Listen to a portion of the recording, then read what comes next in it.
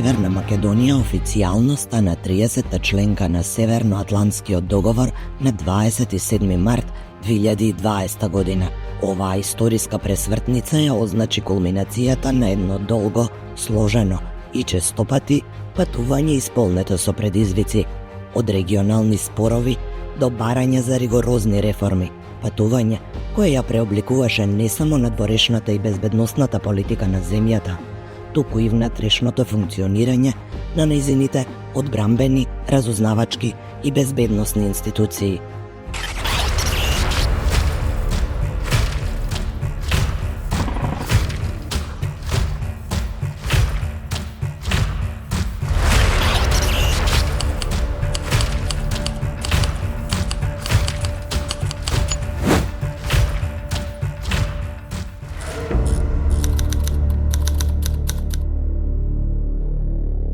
Во една реченица, ако треба да го опишеме, јас ќе кажам дека тој пат беше многу долг, предизвикувачки, со многу предизвици, се разбира со многу исчекувања, но на крајот со силна политичка волја и одличност и на политичкиот естаблишмент, меѓутоа и на граѓаните, конечно се случи.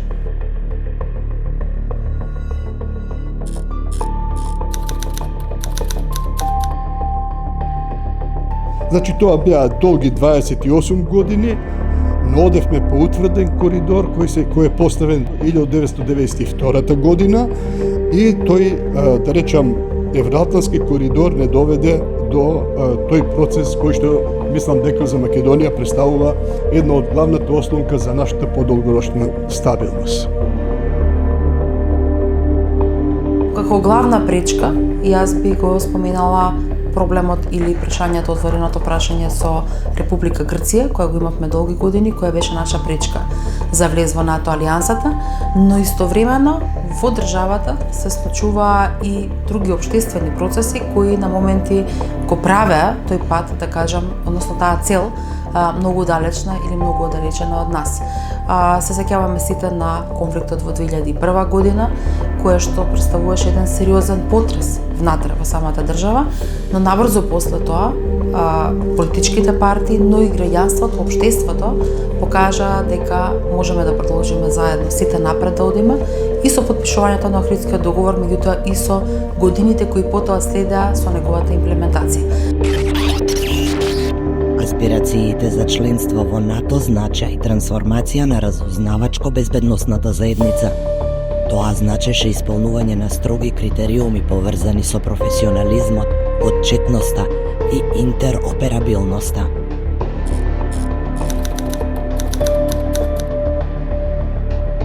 Влезот во НАТО се подготвуваше со години пред самиот датум на реализација, што значи дека сите инстанции во државата, вклучително и службите, па и Агенцијата за разузнавање, се подготвуваа за самиот влез, бидејќи со станување на член на Алијансата, Агенцијата за разузнавање нормално припаѓа во една од сегментите на НАТО.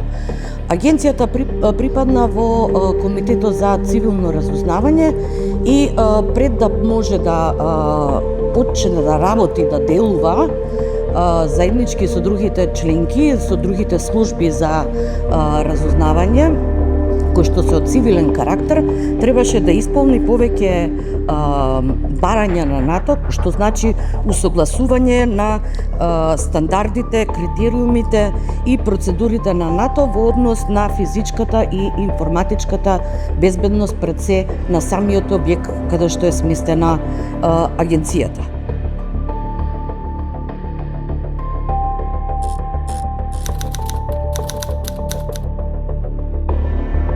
Во дадениот геополитички контекст, овие реформи имаат и текако значаен карактер, особено заради тоа и значајна улога, особено заради тоа што истите пред се го нивелираат балансот помеѓу заштита на човековите права и заштита на националната безбедност. Мислам дека самото тоа што се големи бројот на и начинот на комуникација помеѓу припадниците на нашите безбедносно разузнавачки служби и партнерските, меѓутоа и генерално на ниво на НАТО. Мислам дека тоа е еден позитивен би рекла исчекор, но исто така и воведување на правила и процедури внатре во самите служби овде кај нас, го значително го подобри нивното функционирање. Агенцијата за разузнавање доби голем придонес и многу поинаков увид во принципот и во самиот процес на разузнавање со самото членство во НАТО, бидејќи сета работа се издигна на едно поинакво и повисоко ниво. Прво, самиот систем на класификација и самиот начин и пристап до класифицираните информации требаше и се води ден денеска по принципите на НАТО, значи посебни проверки, посебни доделувања на безбедносни сертификати, за да можат задолжените лица да имаат пристап до информациите кои што НАТО ги споделува широм службите низ Алијансата, кај земјите членки на Алијансата.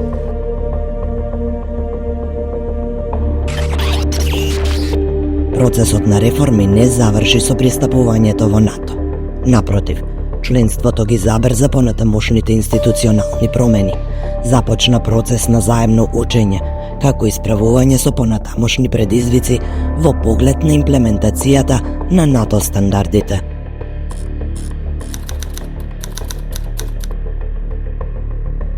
Например, од она кое што го знам и можам да го споделам, е тоа дека за разлика од порано, сега секоја една индивидуа која што аплицира за добивање на безбедносен сертификат има дополнителни и НАТО проверки, тука се повеќе земји членки, секој систем кој што ние го имаме, тој мора да биде интегриран согласно НАТО стандардите. Едноставно сега безбедносната култура и во рамки на службите и во рамки на вработените во службите е на многу повисоко ниво.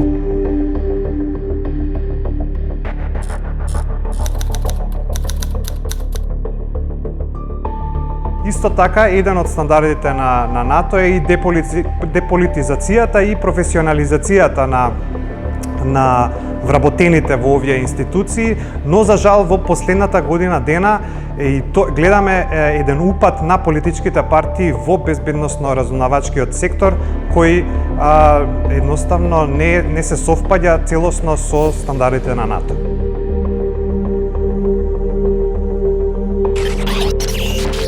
Членството во НАТО значеше и усогласување на стандардите поврзани со транспарентноста, родовата интеграција и заштитата на човековите права во рамките на безбедносниот и одбранбениот сектор.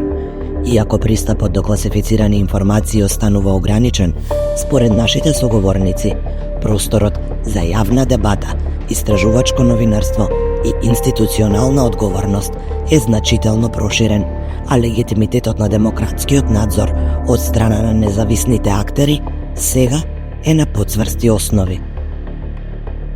Членството во НАТО всушност ги подигна стандардите за тоа што би значило транспарентност и доверба во разузнавачкиот безбедносен сектор. Особено стандардите за заштита на човековите права и приватноста, професионалните стандарди и соработката со јавноста и другите институции.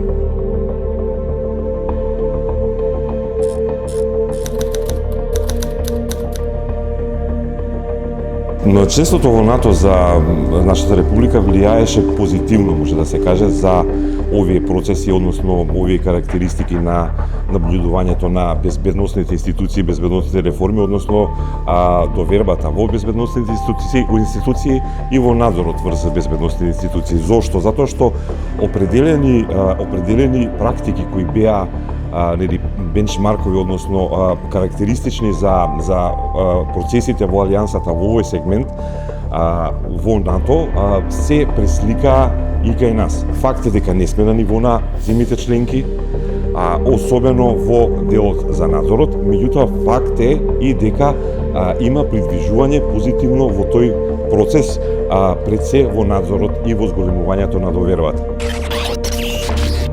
Како членка на НАТО, Северна Македонија е дел од колектив изграден врз поделени демократски вредности, соработка и заемна одговорност. Членството носи и права и обврски, се согласуваат нашите соговорници. Ние сме во НАТО партнери, се разбира дека оние држави кои што се основачи на НАТО, оние огромни сили, тука пред се мислат на Соединетите американски држави, на Велика Британија, Франција и така натаму, тие веќе имаат воспоставено една пракса на демократија, една пракса на управување во своите држави, една пракса на помагање помеѓу себе и економско и културно и секаков вид, и ние од тоа навистина многу учиме овие години. Република Северна Македонија како држава или како членка на НАТО има капацитет да полноправно дава придонес во зановувањето, ажурирањето на стандардите, процедурите и на политиките кои што НАТО ги има во доменот на заканите, со цел да ја оствари основната мисија или мисијата која што се потпира на трите столба, тоа е колективната самоодбрана како примарен, понатаму кооперативната безбедност и секако кризниот менеджмент кој што НАТО го има зацртано во неговиот стратешки концепт. Во тој дел двојна е, би рекол, улогата на Македонија, а тоа значи дека не само дека треба да дава придонес, туку мора и да се адаптира, односно да ги прифаќа стандардите кои што НАТО ги има воспоставени.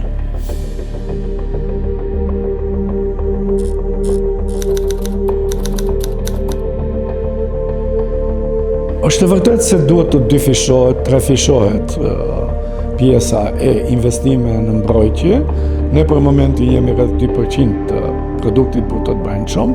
Duhet të shkojmë një herë në 3% dhe kjo është goxha shumë. Kur flasim për 1%, flasim për 120 deri 130 milion euro në vit të buxhetit rritë. Se nëse shkojmë në 5%, kjo nuk kupton që sot duhet ta kemi trefishin e kostos që për ne na afat të shkurt. Dhe ata që llogaritin mekanikisht të, vetëm një anshëm, sigurisht që paraqet një risk fiskal, do kisha thonë, mirë po përfitimet i mbikalojnë rrisqet në këtë rast.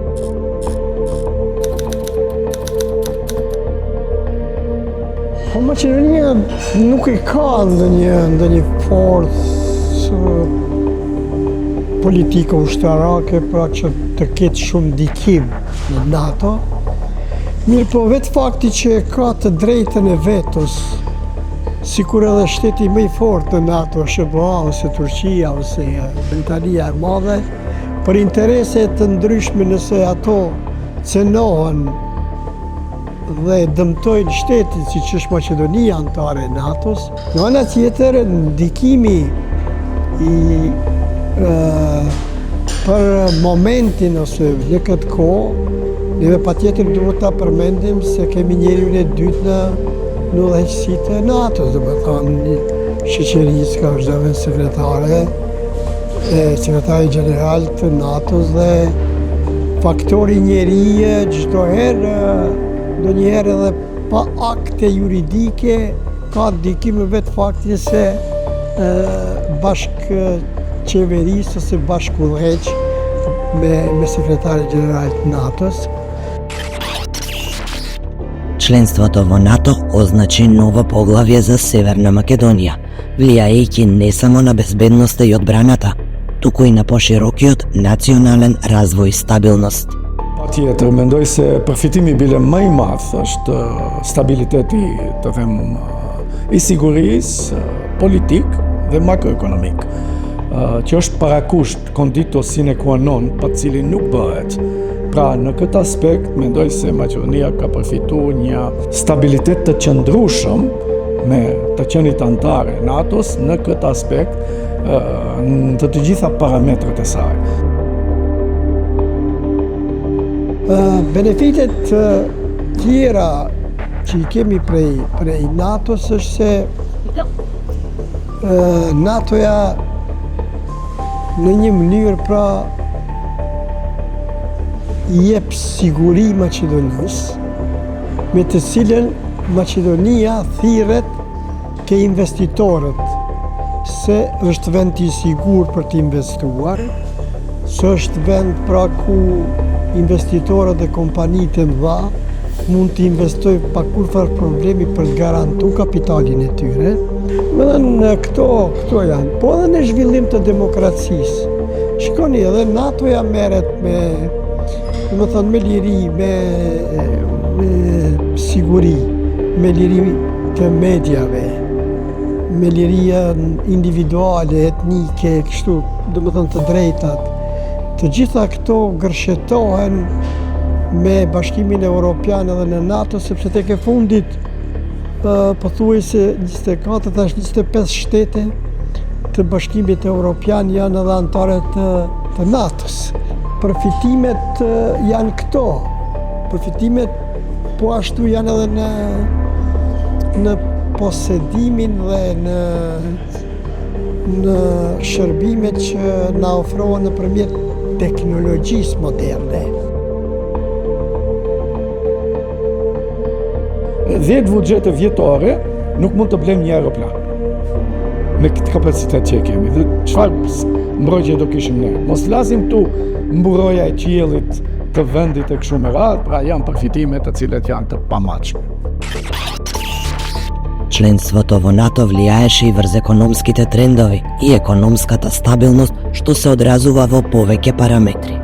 Nëse do marrim të analizojmë empirikisht çka ka ndodhur deri në 2020 dhe kthesa me antarësimin në NATO në vitin 2020, 2020-2023, Maqedonia ka realizuar 2.1 miliard euro investime të UE direkte, bile edhe në periudhë të Covidit, që nënkupton edhe ato kryesisht nga vendet të them perëndimore antare të NATO-s, përfshi këtu edhe investimet nga BE-ja, po njëkohësisht edhe Turqia dhe SBA pjesërisht. Mirë po edhe një parametër tjetër që flet, që është i pakontestueshëm, nëse do shikojmë rritjen ekonomike të Maqedonisë për 2 dekada më parë, deri në 2020, mesatarisht rezulton të jetë 2.1% e GDP-s apo produktit brut të brendshëm. Ndërkohë që në vitin 2020 deri në 2023-4, rritja shkoi në 2.8 deri në 3% në vit. Dhe një parametër tjetër shumë bindës është se 80% e eksportit të Maqedonisë është orientuar të vendet antare të NATO-s, ku dominojnë, kuptohet, BE-ja me 65%, por edhe 20% në vendet jashtë BE-s, si Turqia për shembull, si SBA, të cilët nuk janë në BE, por janë antare të NATO-s. Членството во НАТО гарантира безбедност и преку зајакнување на војните капацитети на државите членки, не само за конвенционална одбрана, туку и за справување со современи и неконвенционални закани.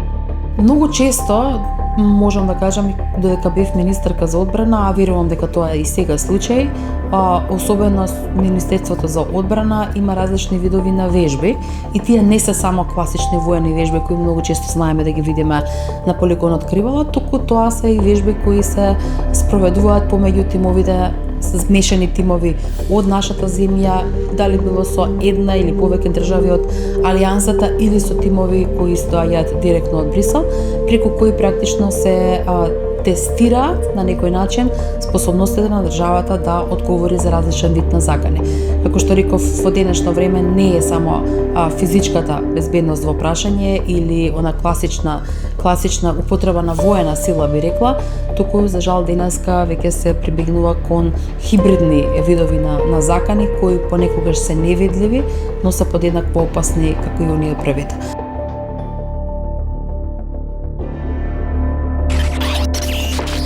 Во се понеизвестна безбедносна средина, во услови на конфликти од глобални размери, припадноста кон силни сојузи и тоа како кредибилен и доверлив партнер се покажува од суштинско значење за безбедноста и отпорноста на земјата. За нас НАТО представува стратешка определба, за нас НАТО представува нешто во кое што сме верувале многу години наназад, затоа што како мал народ ни е важно да ги споделуваме демократските вредности, мирот и безбедноста и меѓусебното почитување помеѓу народите. Значи се покажува колку е стабилизирачки фактор членството и затоа јас имам една девиза која ја повтарам дека во иднина Стабилноста на нашата држава по сите основи ќе зависи од тоа во колку сојузи сме, како ги одржуваме односите со нив и колку сме доверлив партнер на сојузите. Самостојно, на долга патека, тешко можеме да издржиме.